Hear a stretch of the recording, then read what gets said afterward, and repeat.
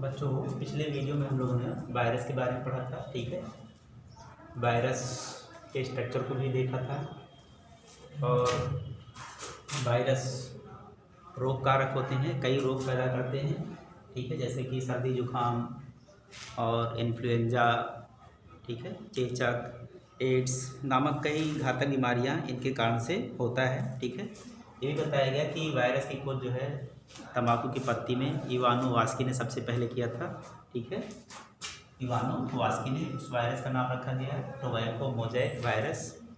Virus का शरीर जो होता है प्रोटीन के आवरण का बना होता है। प्रोटीन का आवरण कैप्सिड कहलाता है और इसके भीतर आनुवांशिक पदार्थ डीएनए पाया जाएगा या तो फिर आरएनए पाया जाएगा। ठीक है, ये इसकी अपनी विशेषता थी वायरस की। और इसमें कोशिका नहीं होती है, अर्थात आकोशिकीय होते हैं। अब बात आती है वायराइड्स की। तो 1971 में टीओ डायनर ने एक रोग कारक की खोज की थी जो वायरस से भी छोटे थे। एक रोग कारक की खोज की जो वायरस से भी छोटा था। ठीक है, और इस कारण से इसके कारण कौन सा डिजीज हो रहा था?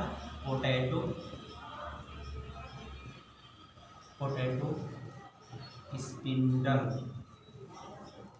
ट्यूबर। ठीक है, इसके कारण, इस कारक के कारण जो रोग था वो क्या था? Potato spindle tuber. ठीक है, तो टीओ डायनर ने 1971 में एक रोग कारक की खोज की। वह रोग कारक वायरस से भी छोटा था। इसका जो साइज था उसका, ठीक है, वो वायरस से भी छोटा था। ठीक है, और जिसके कारण से जो डिजीज हो रहा था उसे पोटैटो स्पिंडल ट्यूबर, ठीक है, नामक रोग होता था। ठीक है, और क्या इसमें खासियत थी? जो ये पोटैटो स्पिंडल ट्यूबर होता था और इसका नाम दिया गया, इस रोग कारक का नाम, जो रोग कारक है ये क्या था? रोग कारक है ये। ठीक है, ये वायरस से भी छोटा था। कौन सा रोग उत्पन्न करता था? Potato spindle tuber. ठीक है, पोटैटो में, आलू में ये रोग होता था। तो इस रोग कारक का नाम दिया गया वायराइड्स। क्या नाम दिया गया? वायराइड्स। और इनका साइज वायरस से भी छोटा होता था। और क्या खासियत इसमें?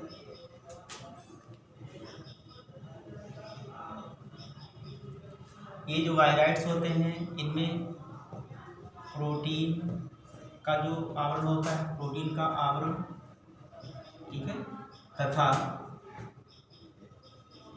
आरएनए इन दोनों का अभाव होता है। इन दोनों का क्या होता है? अभाव होता है। जैसे वायरस में जो होता है प्रोटीन का आवरण और आरएनए वगैरह होता है, परंतु इनमें प्रोटीन का आवरण और आरएनए नहीं होता है। ठीक है, इसका अभाव होता है। और जो आरएनए होता है, आरएनए का आणविक भार जो होता है, आरएनए का आणविक भार वो कम होता है, वो भी कम होता है। ठीक है बच्चों, तो इस चीज़ को हम लोग क्या बोलते हैं? वायराइड्स। अब वायराइड के बाद नंबर आता है प्रोसंक।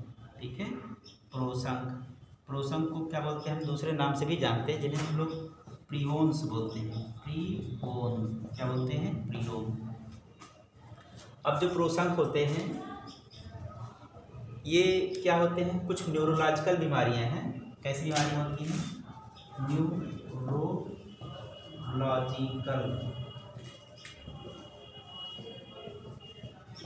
ठीक है, ये न्यूरोलॉजिकल जो बीमारियां हैं प्रोटीन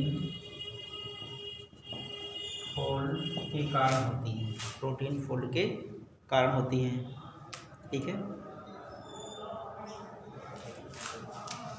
ये फोल्ड प्रोटीन के कारण इस तरह से देते हैं, तो फोल्ड प्रोटीन के कारण होती हैं। ठीक है,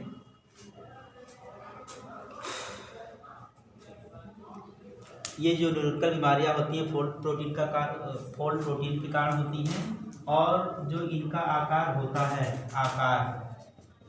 आकार की बात करें तो वायरस के समान, वायरस के समान इनका आकार था। ठीक है, तो इन्हीं को नाम दिया गया प्रोसंक। इनको नाम दिया गया प्रोसंक। इनके कारण से जो फेमस बीमारी है, जो उल्लेखनीय बीमारी है, उसका नाम है बोवाइन ओवाइन स्पीसी फॉर्म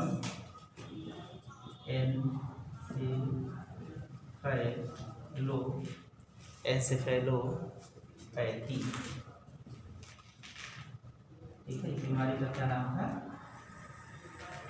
बीमारी का नाम था ओवाइन स्पीजीफॉर्म एन्सेफेलोपैथी। ठीक है, और सामान्य रूप से ये मवेशियों की बीमारी है। किसकी बीमारी है? मवेशियों में। ठीक है, मवेशियों की बीमारी है और इसको हम लोग सामान्यतया क्या बोला करते हैं? इसका जो सामान्यतया नाम है इसे हम लोग कहते हैं मेड काऊ डिजीज। क्या नाम है इसका? मेड काऊ डिजीज कहते हैं। ठीक है, मवेशियों में होने वाली बीमारी जिसका नाम है मेड काऊ।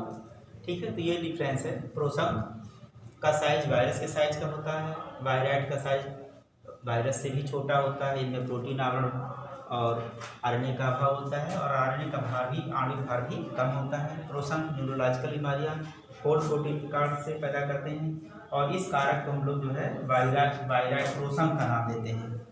क्या नाम देते हैं? प्रोसम का। ठीक है, और इनका जो आकार होता है वायरस के समान होता है। इनमें से जो फेमस बीमारी है वो क्या है इसकी? Ovine स्पीसीजो form encephalopathy. और ये सामान्यतया इनको ये मवेशियों में होता है और इसका नाम होता है मेड काऊ के नाम से इसको जाना जाता है बच्चों। ठीक है, तो ये हमने इसके बारे में समझा। अब बात करते हैं लाइकेन।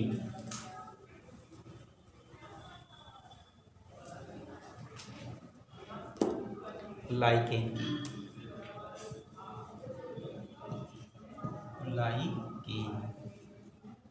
तो लाइकेन क्या है?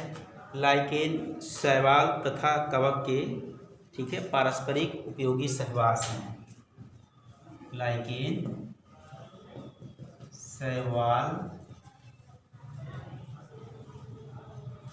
तथा कवक के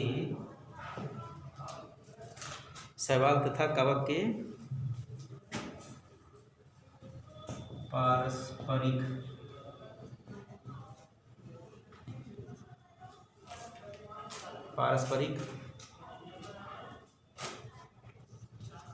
उपयोगी सहवास हैं। ठीक है, उपयोगी सहवास मतलब एक दूसरे के लिए कैसे होते हैं? उपयोगी होते हैं। ठीक है, तो इसमें एक कंपोनेंट किसका होता है? शैवाल का, और एक कंपोनेंट किसका होता है? कवक का होता है। ठीक है, तो जो शैवाल का घटक है, शैवाल का घटक, उसे हम लोग क्या बोलेंगे? शैवालांश बोलते हैं। शैवाल के घटक को शैवालांश बोलते हैं। और एक कौन सा घटक होता है? कवक। एक घटक होता है कवक का। तो कवक का जो घटक होता है उसी हिसाब से उसका भी नाम देंगे। कवकांश बोल सकते हैं या माइक्रोबायोमाट। ठीक है, कवकांश क्या बोलते हैं? इसे कवकांश बोलते हैं या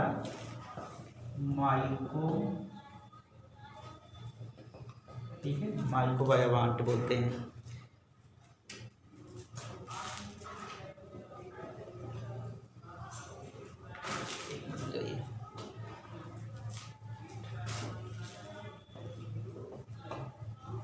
कवकांश या माइक्रोबायोमाट बोलते हैं। ठीक बच्चों, अब ये जो शैवाल वाला जो कंपोनेंट होता है शैवाल, ठीक है, शैवाल यह क्या करता है? प्रकाश संश्लेषण करता है। क्या करेगा ये? प्रकाश संश्लेषण करता है। ये प्रकाश संश्लेषी कारक होता है शैवाल। ठीक है, ठीक है, तो जो शैवाल होता है वो प्रकाश संश्लेषी कारक होता है। कैसा कारक होता है? प्रकाश संश्लेषी। ठीक है, संश्लेषी कारक होता है, जिसके नाते क्या बनता है? भोजन। प्रकाश संश्लेषी कारक होने के नाते क्या करते हैं? भोजन का निर्माण करते हैं। ठीक है, कौन? शैवाल। और फिर क्या होता है? ये जो कवक होता है, कवक क्या करता है? कवक जो होता है ये शैवाल के लिए क्या करता है? ये शैवाल के लिए आश्रय प्रदान क्या करता है, क्या करता है, आश्रय, ठीक है, आश्रय प्रदान करता है। तो शैवाल वाला जो कंपोनेंट है वो भोजन निर्माण करता है, ठीक है, भोजन का उपयोग कवक करेंगे और कवक क्या करेगा, शैवाल के लिए आश्रय प्रदान करेगा। ये भोजन बनाएंगे और इसके भोजन का उपयोग करेंगे और ये क्या करेंगे, ये शैवाल को आश्रय प्रदान करते हैं, ठीक है। तो इस तरह से दोनों कैसे होते हैं, एक दूसरे के सहयोगी होते हैं और इसके साथ साथ में आश्रय भी प्रदान करते हैं। और ये खनिज, लवण और जल, ठीक है, खनिज, लवण और जल का अवशोषण भी करते हैं। तो ये काम किसका है, कवक का है और ये काम किसका है, शैवाल का है। तो शैवाल इनको भोजन प्रदान करेगा और ये क्या करेंगे, इनके लिए जो है, इनके लिए ये प्रदान करेंगे, आश्रय देंगे, खनिज, लवण और जल का अवशोषण, क्योंकि प्रकाश संश्लेषण के लिए खनिज, लवण और जल की आवश्यकता होती है, ठीक है। तो ये जो है इनको प्रदान करेंगे और आश्रय भी प्रदान करेंगे शैवाल को, शैवाल इसके बदले इनके लिए भोजन देगा, ठीक है। तो पारस्परिक उपयोगी सहवास, पारस्परिक उपयोगी सहवास का ये सबसे अच्छा इसका रिलेशन है, क्योंकि एक दूसरे क्या करते हैं, इनका सहवास, एक साथ साथ में रहते हैं, ठीक है, सहवास का रिलेशन होता है, परंतु एक दूसरे के लिए क्या रहते हैं, उपयोगी होते हैं, ठीक है। और लाइकेन को हम लोग प्रकृति का सूचक भी कहते हैं, प्रकृति में जो प्रदूषण होता है उसके ये अच्छे सूचक भी होते हैं बच्चों, ठीक है। तो इस टॉपिक में इतना ही आपको पढ़ना था। ये अध्याय जो है इसी के साथ में समाप्त होता है। अब इसके बाद में हम लोग वनस्पति जगत के बारे में पढ़ेंगे, वनस्पति जगत का वर्गीकरण पढ़ेंगे। तो आज के टॉपिक में इतना ही, धन्यवाद।